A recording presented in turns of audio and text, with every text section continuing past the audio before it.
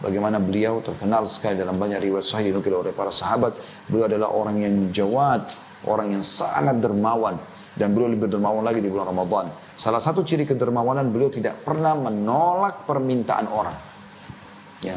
Dan ini kita butuh terapi diri kita untuk sampai ke tingkat itu. Saya selalu coba menanamkan dalam diri saya ini, subhanallah. Tapi kadang-kadang masih ada terbisit ya dalam jiwa kita. Mungkin dia mampu, mungkin dia begini, mungkin dia bohong. Itu sering saya coba lawan dan itu seperti berkelahi dan berantem dalam diri kita ya. Maka kita lawan dengan justru kita memberi. Saya mengambil sebuah kesimpulan bahwasanya setiap kali kalau ada kesempatan untuk beramal soleh dan ternyata ada hambatan, ada perasaan berat, kayak mau bangun sholat malam berat, mau baca Quran berat, mau berzikir berat, mau sholat berat, mau sedekah berat misalnya, mau haji atau umrah berat, maka ini Anda sedang diserang oleh syaitan. Tugas Anda kalau lagi diserang apa? Melawan. Anda jangan diam. Karena kalau Anda diam dia berhasil. Tapi kalau Anda lawan, justru pada saat itu saya bangun, wudhu, sholat. Justru pada saat itu saya buka aplikasi Al-Quran di handphone saya lalu saya baca walaupun berapa ayat. Justru pada saat itu saya justru melantunkan zikir dari lisan saya, doa. Justru pada saat itu saya justru segera mendaftar ke sebuah travel untuk haji dan seterusnya. Kita justru lawan dan pada saat kita lawan maka Allah mengatakan inna kaida syaitani kana dha'ifa. Syaitan sangat lemah.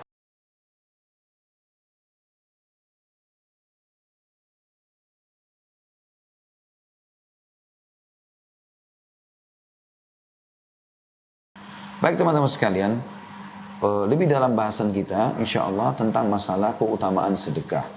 Ya. Karena memang setiap kali beramal soleh atau Anda mau beramal soleh, yang paling baik untuk mendorong kita rajin mengerjakan amal soleh dan juga istiqamah dalam mengerjakannya konsisten adalah mengetahui keutamaannya. Saya akan sebutkan insya Allah kurang lebih 9 ya keutamaan bersedekah. Yang pertama tentunya sedekah itu akan mensucikan diri kita dan membersihkan dari dosa-dosa. Jadi dengan sedekah dosa kita bisa dimaafkan oleh Allah. Diambil dari surah At-Taubah, surah nomor 9 ayat 103. Yang Allah subhanahu wa ta'ala berfirman, A'udhu billahi minasyaitan rajim, Khud min amwalihim sadaqatan tutahhiruhum wa tuzakkihim biha, wa salli alaihim, inna salataka sakanun lahum, wallahu sami'un alim. Ambillah zakat dari sebagian harta mereka, yang dengan zakat itu, kamu membersihkan dan mensucikan mereka, hai Muhammad. Dan berdoalah untuk mereka. Sesungguhnya doamu menjadi ketentraman jiwa bagi mereka. Dan Allah maha mendengar lagi maha mengetahui. Kata para ulama tafsir, kalimat dalam potongan ayat tadi, tutahhiruhum, bahwasanya sedekah yang mereka keluarkan itu, ya, membersihkan mereka, maksudnya membersihkan dari dosa-dosa mereka. Dan juga membersihkan dari kekikiran jiwa mereka.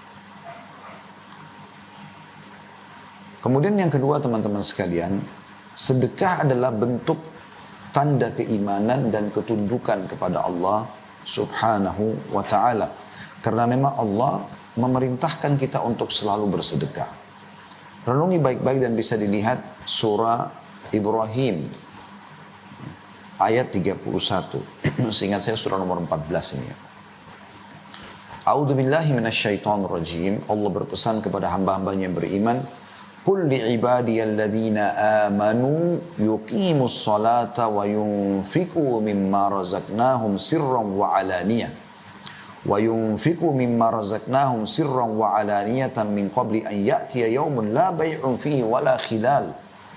Katakan hai Muhammad kepada hamba-hambaku yang telah beriman itu, hendaklah mereka mendirikan sholat, selalu jaga sholatnya. Lalu apa? Menafkahkan sebagian rezeki yang kami berikan kepada mereka, baik secara sembunyi-sembunyi ataupun terang-terangan. Kalau Anda bisa lakukan sembunyi-sembunyi lebih baik. Tapi kadang-kadang kita harus berikan terang-terangan. Contoh misalnya ada orang yang minta di pinggir jalan. Gak mungkin kita mengatakan, oh saya kalau kasih nanti saya riak. Gak boleh. Ya. Orang lagi minta di depan. Kita tinggal kontrol diri kita. Bisikan syaitan ditolak. Kan situ. Yang mengajak untuk riak. Maka boleh sembunyi-sembunyi, boleh juga terang-terangan. Walaupun kata ulama yang lebih afdal sembunyi-sembunyi gitu kan. Tapi terang-terangan di beberapa keadaan boleh. Termasuk misalnya kalau seseorang punya jabatan, kedudukan di tengah-tengah masyarakat, Kalau dia yang memulai bersedekah, maka yang lainnya pada ikut. Maka itu juga dibolehkan. Dan itu dilakukan oleh para sahabat ridwanullahi alaihim. Pada saat baginda Nabi SAW mengajak untuk jihad, yang dimulai dengan sedekah. Karena Allah SWT mengatakan, bi amwalikum wa anfusikum. Kita suruh berjihad dengan harta dan juga diri kita. Sebelum membentuk pasukan, maka Nabi SAW kumpulin dulu sedekah-sedekah. Kemudian beliau mempersiapkan, membeli senjata, kuda, segala macam perlengkapan, baru kemudian mujahidin disuruh mempersiapkan diri lalu pergi berjihad, gitu kan. Maka di antara sahabat mereka berlumba-lumba pada saat Nabi SAW panggil, bukan niatnya ria. Karena Nabi lagi panggil kumpul di masjid dan bersedekah di situ, maka kita lakukan di depan orang, tapi mereka mengontrol diri. Dan sering kali sahabat membawa sedekah sambil mengatakan, ya Rasulullah, ini untuk Allah dan Rasulnya. Ya. Itu yang dikerjakan oleh banyak sahabat, di antaranya Abu Dahda radhiyallahu anhu. Beliau menyumbangkan kebun kurmanya yang sangat baik, ya, subur, ada mata air yang sejuk, ya, namanya Bayruha, di depan masjid Nabi SAW, termasuk kebun kurma yang paling baik dan berhasil panen di Madinah. Lalu Allah SWT turunkan firman-Nya, man dzalladzi yuqridullaha qardan hasanan fayudha'ifu lahu adha'afan katsira. Siapakah yang mau meminjamkan untuk Allah, maka Allah akan gantikan dengan kelipatan-kelipatan yang banyak. Maka dia datang kepada Nabi SAW mengatakan, ya Rasulullah, apakah Allah minta pinjaman dari kita? Kata Nabi SAW, iya. Tapi tentu Allah tidak butuh itu. Allah memberikan kesempatan berpahala di situ. Dia mengatakan, ya Rasulullah, Bayruha adalah kebun kurma kesukaanku, maka aku akan sedekahkan karena Allah. Itu didengar oleh para sahabat yang lain. Tapi beliau bisa mengontrol dirinya karena waktu itu turun ayat, Nabi SAW sampaikan depan para sahabat. Beliau ingin meraih pahala itu. Pernah juga terjadi, maka Nabi SAW berkata kepada Abu Dahda, sungguh ya harta yang menguntungkan untukmu. Juga Nabi SAW pernah melihat ada beberapa orang miskin datang, saking miskinnya wajah mereka kelihatan bekas kemiskinan ya. Gelap, berantakan, baju mereka cuma satu kain, kalau tertiup angin bisa tersingkap. Nabi SAW naik ke mimbar motivasi para sahabat untuk sedekah, sampai akhirnya Nabi mengatakan bersedekahlah walaupun dengan ya secuil kurma. Jadi, kalian punya kurma di rumah, cuil atau bagi dua, bawa ke sini sedekah gitu. Maka pada saat itu sahabat terdiam, terpukau dengan penyampaian Nabi SAW. Lalu ada satu orang tiba-tiba berdiri dan langsung mengeluarkan yang dia punya di depan semua sahabat, ditaruh, ya Rasulullah, ini saya memberikan karena Allah dan Rasulnya. Terang-terangan. Maka para sahabat yang lain tiba-tiba langsung pada ikut semua. Maka kata Nabi SAW, siapa yang menunjukkan contoh yang baik karena Allah, ya, maka dia akan mendapatkan pahala orang yang mengikutinya tanpa dikurangi sedikit pun dari pahala orang yang mengikutinya. Jadi tadi karena dia yang memulai sehingga orang lain termotivasi, gitu kan? Tentu di sini dia tidak ada riaknya, gitu kan? Nah dia ingin mengejar keutamaan itu karena memang di depan umum, gitu kan? Dia jadi minta pada saat itu, maka dia pun memberikan di depan umum. Maka dia pun sahabat yang tadi memulai mendapatkan pahala seluruh sahabat yang bersedekah pada saat itu. Bahkan ya sampai menjelang hari kiamat, selama riwayat itu disebutkan dan ada orang termotivasi, sahabat tadi akan mendapatkan pahala karena dia yang memulai untuk berbuat kebaikan tersebut. Nah, itu poin penting ya. Lalu kata Allah Subhanahu wa taala, saya lanjutkan ayatnya surah Ibrahim itu, saya ulangi dari awal ya. Katakanlah kepada hamba-hambaku yang telah beriman, hendaklah mereka mendirikan salat, menafkahkan sebagian rezeki yang kami berikan kepada mereka secara sembunyi ataupun terang-terangan, sebelum datang hari kiamat yang pada hari itu tidak ada lagi jual beli, tidak ada lagi persahabatan. Rupiah Anda, dolar Anda, emas Anda, apa yang Anda bawa ya, tidak akan ada manfaatnya. Nah, maksudnya yang Anda meninggal, Anda tinggalkan tidak akan ada lagi. Sudah dibagi oleh ahli waris, selesai. Tidak ada yang Anda bawa. Transaksikan selama Anda hidup. Itu penting sekali. Juga Allah sebutkan dalam surah Al-Baqarah, surah nomor 2 ayat 254. A'udzu billahi minasyaitonir rajim. Ya ayyuhalladzina amanu anfiqu mimma razaqnakum min qabli an ya'tiya yawmun la bai' min qabli an ya'tiya yawmun la bai'un fihi wala khullatun wala syafa'ah wal kafiruna humul zalimun. Hai orang beriman, belanjakanlah di jalan Allah sebagian dari rezeki yang telah kami berikan kepadamu sebelum datang hari yang pada hari itu tidak ada lagi jual beli, tidak ada lagi syafaat. Dan orang-orang kafir itulah yang adalah orang-orang yang zalim. Maksudnya tidak ada syafaat, tidak ada lagi pertolongan pada saat itu. Dan ayat berhubungan dengan masalah ini banyak sekali, tapi saya berharap Sebagaimana saya termotivasi teman-teman dengan ayat ini, saya juga berharap teman-teman begitu. Ini ayat yang harus kita renungi sama-sama. Surah Al-Munafiqun ayat 10. Bunyinya a'udzubillahi minasyaitonirrajim. Wa anfiqu mimma razaqnakum min qabli an ya'tiya ahadakumul mautu fayaqula rabbi laula akhartani ila ajalin qaribin fa as-saddaqa wa akum minas salihin. Dan belanjakanlah sebagian dari apa yang telah kami berikan kepadamu sebelum datang kematian kepada salah seorang di antara kamu. Enggak usah seluruh hartamu, sebagian keluarkan, berbagi kepada orang. Lalu dia berkata pada saat datang kematian kepada salah seorang di antara mereka, "Ya Rabbku, mengapa engkau tidak menangguhkan kematianku sampai waktu yang dekat?" Artinya berikan aku waktu walaupun kalau bahasa kita berapa menit saja. Untuk apa? Untuk kembali biologi sama istrinya, untuk kumpul sama anak-anaknya, kembali pamit sama teman-temannya. Enggak. Dia mengatakan yang menyebabkan aku dapat bersedekah. Dia menyesal kenapa ada di rekeningnya tersisa dia nggak sedekahkan semasa dia hidup. Dan aku termasuk orang-orang saleh. Setelah itu setelah sedekah baru menyebutkan amal saleh secara umum. Ya, saking pentingnya sedekah itu. Maka bagi anda yang masih suka perhitungan jalan Allah, maka tentu anda sedang menutup pintu-pintu rezeki dari Allah Subhanahu Wa Taala. Ingin keran-keran rezeki terbuka dari langit, tanda kutip, maka bersedekahlah. Dan ingin mendapatkan ikan paus, jangan pakai kail, tapi harus pakai kapal tanker. Kita keluarkan sesuatu yang besar, maka akan datang juga respon yang besar. Yang ketiga, seorang mukmin berada dalam naungan sedekahnya pada hari kiamat, di mana orang-orang lagi kepanasan di mahsyar, ya. Mereka sedang menunggu hisab Allah Subhanahu Wa Taala dan pada hari itu puluhan ribu tahun waktunya, ya. Orang menunggu, kalau saya tidak salah dalam sebuah riwayat 50.000 tahun waktunya, gitu kan. Maka ada orang-orang yang selamat, tidak tenggelam dengan keringatnya sendiri. Ya, karena pada saat itu orang tenggelam dengan keringatnya sendiri.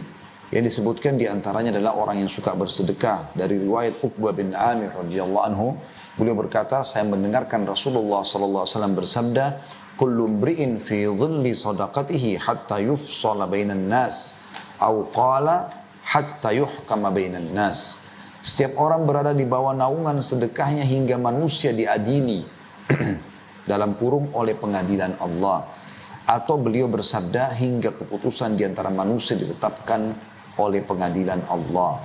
Hadis ini diriwayatkan Ibnu Khuzaimah dan sanadnya sahih sesuai dengan syarat Imam Muslim.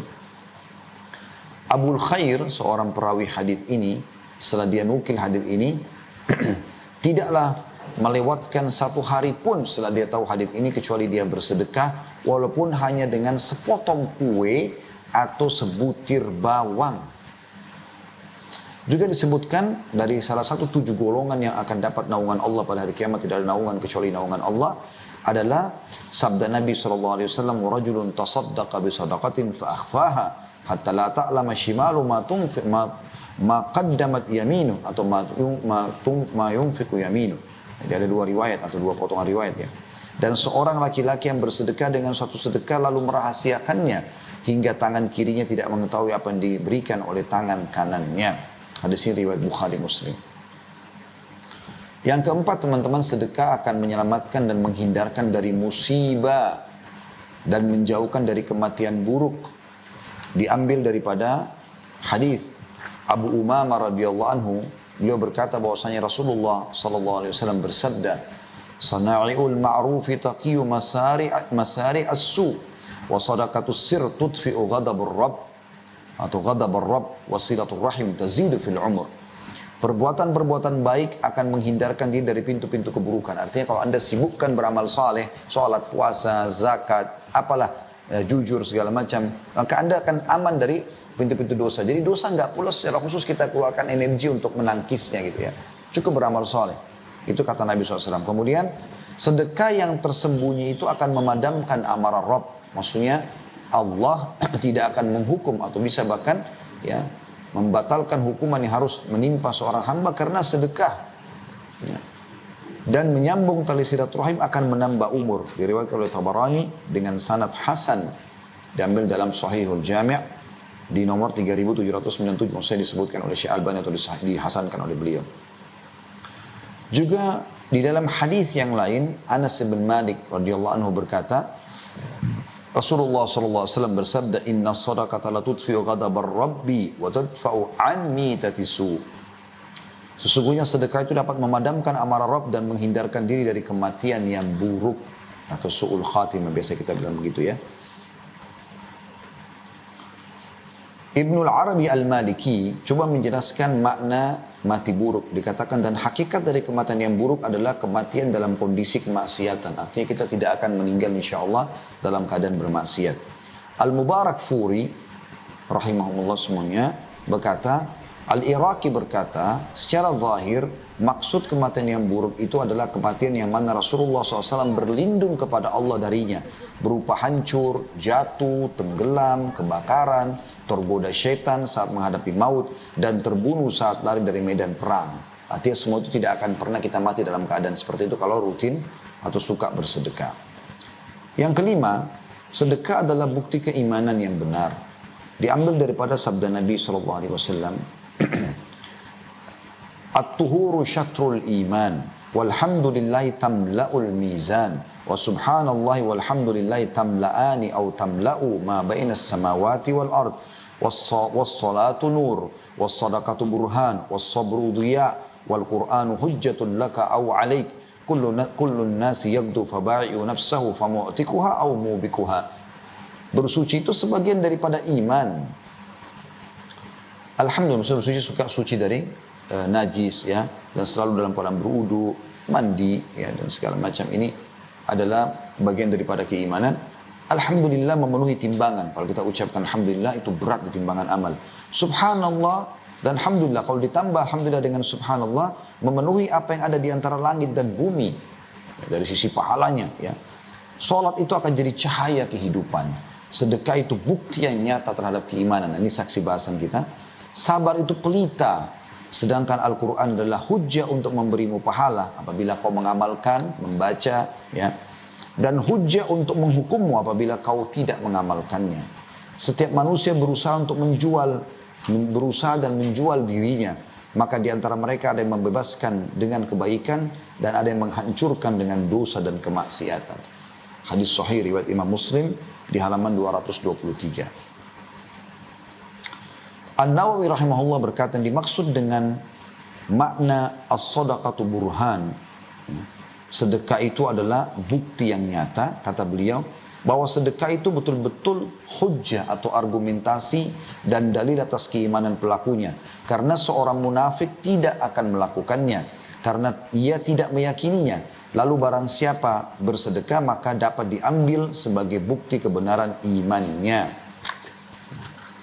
Yang keenam, sedekah itu menjadi tebusan bagi seorang muslim dari belenggunya. Dalam sebuah riwayat, dinukil bahwasanya Nabi SAW pernah menceritakan tentang Nabi Yahya alaihi salam.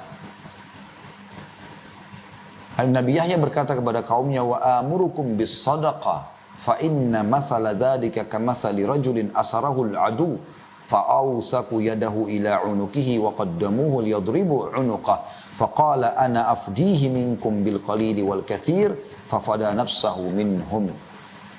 Saya, kata Nabi Yahya alaihissalam, dan Nabi Muhammad SAW sampaikan, berarti menjadi bagian juga dari syariat kita, gitu kan? Saya memerintahkan kalian untuk bersedekah karena yang demikian itu adalah seperti seseorang yang ditawan oleh musuh, lalu mereka mengikat erat tangannya pada lehernya, lalu mereka menghadapkannya untuk memenggal lehernya. Kemudian dia berkata, saya akan menebus diriku ya dengan ini dan itu dari hartaku, dan terus saja dia menebus sampai akhirnya dia selamat dari mereka. Diriwayatkan oleh Tirmidzi dengan dinyatakan hadisnya hasan gharib, namun disahihkan oleh Syekh Albani dalam Sahih Sunan At-Tirmidzi di nomor 2 di halaman 378, juga di halaman 1298 ya. Ibnu Qayyim berkata rahimahullah tentang hadis ini, hal ini juga merupakan perkataan yang mana burhan adalah keberadaannya, maksudnya bukti tentang keimanannya. Dan dalilnya adalah kejadiannya. Karena sedekah itu memiliki pengaruh yang menakjubkan dalam hal menolak berbagai macam bencana. Walaupun dari seseorang yang jahat atau dari seseorang yang berlaku zalim, bahkan dari seorang kafir. Karena Allah Ta'ala akan menolak darinya berbagai macam bencana dengan sedekah. Hal ini adalah suatu perkara yang telah dimaklumi di antara manusia, baik yang terpelajar maupun juga tidak. Yang ketujuh, Allah pasti memberikan gantian terhadap sedekah. Maka bersedekah, wahai saudara. Makin besar yang kau berikan di jalan Allah, makin besar juga balasannya. Tadi saya sudah bahasakan itu dengan bahasa saya ya. Membuka keran-keran rezeki dari langit. Ini tanda kutip tentunya bahasa ini. Diambil daripada surah Saba. Ayat 39. Allah subhanahu wa ta'ala berfirman. A'udzubillahi minasyaitonirrajim. Qul inna rabbi yabsutur rizqa liman yasha'u min ibadihi wa yakdiru lah. Wa ma anfaqtum min syai'in fahuwa yukhlifuh. Wa huwa khairul raziqin. Katakan hai Muhammad kepada seluruh hamba-hambaku, sesungguhnya Tuhanku melapangkan rezeki bagi siapa yang dikehendakinya di antara hamba-hambanya, dan menyempitkan bagi siapa yang dikehendakinya, tentu dengan kemahaadilan Allah. Maka kita minta agar Allah luaskan dan lapangkan rezeki kita insyaAllah. Dan barang apa yang saja yang kamu infakkan atau infakkan, maka Allah pasti akan menggantinya, dan dialah sebaik-baik pemberi rezeki. Dipastikan hadis ini oleh Nabi SAW dalam sebuah sabda beliau dari Abu Hurairah radhiyallahu anhu, bahwasanya beliau SAW bersabda, qala Allah tabaraka wa ta'ala, ya ibna Adam anfik unfik alaik. Allah tabaraka wa ta'ala, Allah yang penuh berkah dan juga maha tinggi, berfirman kepada manusia, wahai anak Adam, berinfaklah, niscaya aku akan memberi rezeki atas kalian. Juga dalam ini tentu hadis riwayat Muslim nomor 993 ya. Juga dalam hadis yang lain diriwayatkan oleh Bukhari nomor 1442 dan Muslim 1010. Masih dari sahabat yang sama Abu Hurairah radhiyallahu anhu, bahwasanya Rasulullah SAW bersabda, "Ma min yaumin yusbihul ibadu fihi illa wa malakani yanzilan, fayaqulu ahaduhuma Allahumma a'ti mumfikan khalafa, wa yaqulu al-akhar Allahumma a'ti mumsikan talafa." Tidaklah suatu hari di mana seorang hamba memasuki paginya, melainkan pasti akan turun dua malaikat. Salah seorang dari mereka berkata, ya Allah, berilah ganti atau rezeki yang luas bagi orang yang berinfak. Dan yang lain, yang satu lagi malaikat mengatakan, ya Allah, berikanlah kebinasaan kepada orang yang kikir. An-Nawawi rahimahullah berkata seraya menanggapi hadis ini, para ulama berkata, infak tersebut adalah dalam ketaatan, akhlak-akhlak yang terpuji untuk keluarga dan tamu, sedekah-sedekah dan sebagainya yang tidak tercela dan tidak berlebihan. Sedangkan menahan dari infak yang tercela adalah menahan dari hal-hal tersebut. Jadi artinya tidak dianggap berinfak, sudah kita sebutkan tadi di awal definisi ya, atau pondasi dasar, tidak dianggap bersedekah kalau dikeluarkan untuk maksiat seperti mentraktir teman-teman berzina, ke karaoke, ke diskotik dan segala macam. Itu tentu tidak masuk di dalamnya. Yang kedelapan teman-teman sekalian adalah pahala yang tidak akan pernah terputus sedekah itu.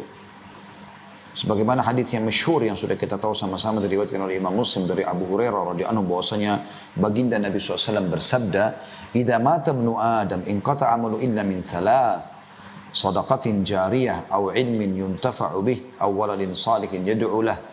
Apabila anak Adam meninggal dunia, maka terputus sumber pahalanya kecuali dari tiga. Sedekah jariah yang dia sedekahkan semasa dia hidup sehingga bisa bermanfaat terus. Apa yang dia sedekahkan itu seperti membangun masjid, rumah anak yatim, jalanan, jembatan, sumur dan segala macam, mushaf ya, dan seterusnya. Yang kedua, ilmu bermanfaat dan anak soleh yang mendoakannya. Kemudian yang kesembilan teman-teman, sedekah itu akan menghapuskan dari dosa-dosa ya. Ini sebenarnya sudah tersinggung tadi ya. Oke, saya jadikan ini poin tambahan saja. Nanti yang kesembilannya kita berikan poin yang lain ya. Tapi dalam buku yang sedang saya baca ini, yaitu Keajaiban Sedekah, yang ditulis oleh Hasan bin Ahmad bin Hasan Hammam ya, hafizahullah, beliau masih hidup tentunya penulis ini. Beliau masukkan dalam poin ke-9. Diangkat hadis Muadz bin Jabal radhiyallahu anhu. Beliau berkata, ketahuilah bahwa Rasulullah SAW bersabda, as-sadaqatu tudfi'ul khati'ah kama yudfi'ul ma'un nar. Sedekah itu akan menghapus kesalahan sebagaimana air memadamkan api. Diriwayatkan oleh Tirmidzi. Tadi sudah sempat saya singgung poin ini sebenarnya ya. Maka kita akan tambahkan poin bahwasanya sedekah itu, saudaraku seiman, akan menyembuhkan penyakit. Ini orang-orang yang menghadapi penyakit-penyakit yang berat, maka salah satu obat terbaik sedekah. Ya. Jadi bukan obat fisiknya, tapi ini yang disebutkan oleh Nabi SAW dalam hadis Al-Aswad bin Yazid dari Abdullah bin Umar radhiyallahu anhu, beliau berkata bahwasanya Rasulullah SAW bersabda, "Dawu mardakum bis sadaqah, wa hassinu amwalakum biz zakah, wa iddu lil bala'id du'a." Artinya, obatilah orang-orang yang sakit di antara kalian dengan sedekah, bentengilah harta kalian dengan zakat, dan siapkanlah doa untuk menghadapi musibah. Di sini saksi bahasan kita, obatilah orang-orang sakit di antara kalian dengan sedekah. Di dalam buku ini cukup banyak diberikan contoh-contoh tentang masalah itu ya. Seperti ada judul, Allah menyembuhkan dari kanker karena sedekah, gitu kan. Jadi seorang pebisnis divonis kena kanker dan dokter sudah mengatakan tidak bisa sembuh, maka dia pun mengeluarkan sedekah sejumlah uang yang ada di kantongnya pada saat itu, kalau saya tidak salah jumlahnya sekitar 5.000 rial ya, diberikan kepada orang miskin di pinggir jalan. Maka akhirnya setelah itu dia ke rumah sakit, dicek oleh dokter, sembuh total. Begitu juga pernah ada kejadian tragis, ada dua orang yang anak muda dua-dua pakai mobil masing-masing ya. Rupanya mereka ingin menuju ke satu tujuan bersama. Kemudian salah satunya atau dua-duanya melihat ada orang miskin di pinggir jalan, yang satu tetap jalan, yang satu mampir. Dia keluarkan sedekah. Kemudian setelah itu dia naik di mobil, dia jalan lagi. Nggak lama kemudian terjadi gempa, subhanallah. Retaklah jalan raya yang sedang mereka lewatin, maka mobil temannya tadi yang di depan masuk ke dalam, dan teman yang bersedekah ini turun dari mobil melihat ternyata temannya sudah meninggal dunia. Dan dia berkata, ya, sambil dinukil menjadi sebuah kisah, dia mengatakan, subhanallah, yang telah membenarkan sabda Nabi SAW bahwasanya sedekah bisa menolak bala, ya, menjauhkan dari segala macam permasalahan sebagaimana hadis yang sudah kita bacakan tadi. Sana'il ma'ruf taqiyu masari'is su', inna sadaqata tutfi'u ghadabur rabb wa tadfa'u an mitatis su'. Perbuatan-perbuatan baik akan menjaga dari pintu-pintu kejelekan, dan sesungguhnya sedekah itu benar-benar akan memadamkan kemurkaan Rabb dan menjauhkan dari kematian buruk. Kita tutup teman-teman sekalian dengan bagaimana para salafus saleh, terutama kita mulai dari baginda Nabi alaihi salatu wassalam, bagaimana beliau terkenal sekali dalam banyak riwayat sahih dinukil oleh para sahabat. Beliau adalah orang yang jawad, orang yang sangat dermawan, dan beliau lebih dermawan lagi di bulan Ramadan. Salah satu ciri kedermawanan, beliau tidak pernah menolak permintaan orang. Ya, dan ini kita butuh terapi diri kita untuk sampai ke tingkat itu. Saya selalu coba menanamkan dalam diri saya ini, subhanallah. Tapi kadang-kadang masih ada terbisit ya dalam jiwa kita. Mungkin dia mampu, mungkin dia begini, mungkin dia bohong. Itu sering saya coba lawan, dan itu seperti berkelahi dan berantem dalam diri kita ya. Maka kita lawan dengan justru kita memberi. Saya mengambil sebuah kesimpulan bahwasanya setiap kali kalau ada kesempatan untuk beramal soleh dan ternyata ada hambatan, ada perasaan berat, kayak mau bangun sholat malam berat, mau baca Quran berat, mau berzikir berat, mau sholat berat, mau sedekah berat misalnya, mau haji atau umrah berat, maka ini Anda sedang diserang oleh syaitan. Tugas Anda kalau lagi diserang apa? Melawan. Anda jangan diam. Karena kalau Anda diam dia berhasil. Tapi kalau Anda lawan, justru pada saat itu saya bangun, wudhu, sholat. Justru pada saat itu saya buka aplikasi Al-Quran di handphone saya, lalu saya baca walaupun berapa ayat. Justru pada saat itu saya justru melantunkan zikir dari lisan saya, doa. Justru pada saat itu saya justru segera mendaftar ke sebuah travel untuk haji dan seterusnya. Kita justru lawan, dan pada saat kita lawan, maka Allah mengatakan inna kaida syaitani kana dha'ifa. Syaitan sangat lemah. Baginda Nabi SAW pernah habis sholat, kemudian tiba-tiba belum zikir, lalu jalan melewati pundak-pundak para sahabat. Sampai para sahabat kaget, belum pernah Nabi SAW melakukan itu. Setelah itu beliau kembali lagi, sahabat belum bubar, lalu beliau duduk, beliau lanjutkan zikir. Selesai berzikir, kata para sahabat, ya Rasulullah, tadi Anda lakukan perbuatan belum pernah kami lihat sebelumnya seperti itu. Ada apa sebenarnya? Kata Nabi SAW, sebelum sholat tadi, saya sudah mengumpulkan sedekah yang saya mau keluarkan, gitu kan. Tapi saya lupa. Maka saya tidak ingin ya luput dari saya. Maka beliau bersedekah dulu, baru beliau kembali zikir lagi habis sholat. Saking luar biasanya bersedekah. Dan cukup banyak contoh-contoh yang berhubungan dengan masalah ini. Bagaimana Abu Bakar radhiyallahu anhu tidak pernah meninggalkan kesempatan bersedekah kecuali beliau sudah ada di saf pertama. Bagaimana Umar bin Khattab menjadikan itu sebagai ajang untuk bersaing positif. Beliau mengatakan pada saat Nabi SAW berkatakan di perang Tabuk, ya, bersedekahlah. Lalu beliau Umar mengatakan, hari ini saya akan membawa setengah harta saya. Dan hari ini saya akan coba, ya, mengalahkan Abu Bakar. Di sini positif, ya. Dia ingin bersaing positif gitu. Supaya dia bisa bersedekah. Karena Abu Bakar selalu saja ada di hadapan Nabi SAW pada saat dibuka sedekah. Beliau selalu orang pertama gitu. Ternyata waktu Umar bin Khattab datang, betul Abu Bakar belum datang. Kemudian dia mengatakan, hari ini aku akan mendahului Abu Bakar. Lalu dia mengatakan, ya Rasulullah, ini sedekahku. Kata Nabi SAW, apa yang kau tinggalkan buat keluargamu? Kata Umar radhiyallahu anhu, seperti ini juga. Artinya setengah harta dia sedekahkan. Gak lama kemudian Abu Bakar datang. Kemudian kata Abu Bakar, ini ya Rasulullah harta saya. Kata Nabi SAW, apa yang kau tinggalkan buat keluargamu? Dia bilang, Allah dan Rasulnya. Maka Umar tersenyum sambil mengatakan, sungguh aku tidak akan pernah bisa mengalahkan kau. Kemudian Ummul Mukminin Aisyah radhiyallahu anha bersedekah dengan banyak sekali sedekah. Ya. Beliau selalu bersedekah dan melatih supaya orang-orang bersedekah. Di antaranya pembantunya menjelang buka puasa. Beliau pada saat itu tidak punya makanan kecuali roti dan minyak. Berarti pada saat itu orang kalau hidupnya susah sekali roti kering sama minyak saja, gitu kan. Maka sudah menjelang azan maghrib, pembantunya ada orang yang ketok pintu, lalu kemudian Ummul Mukminin Aisyah radhiyallahu anha menyuruh pembantunya buka pintu. Waktu dibuka, lalu kata ada orang miskin, lalu kata Aisyah radhiyallahu anha, kasih makanan itu, roti. Padahal mereka sudah tidak punya apa-apa untuk buka puasa. Bayangkan dalam kondisi kita puasa, lapar, gitu kan. Kita akan berbuka sebentar lagi, tinggal beberapa saat azan maghrib. Ya. Ujian luar biasa datang pada saat itu. Ya. Maka Aisyah mengatakan sedekahkan. Setelah dikasih, ditutup pintu, kasih orang miskin itu. Lalu pembantunya Aisyah berkata, wahai Ummul Mukminin, kita nggak punya apa-apa untuk buka puasa. Aisyah tersenyum sambil mengatakan, jangan kau takut dari Sang Pencipta Allah yang Maha Pemurah.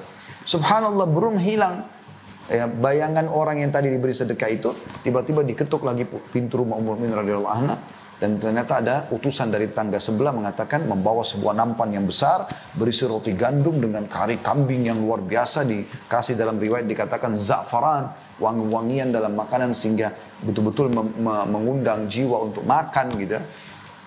Maka dia mengatakan, sungguh tuanku mengirim ini untuk Ummul Mukminin. Lalu itu cukup untuk 10 orang ya.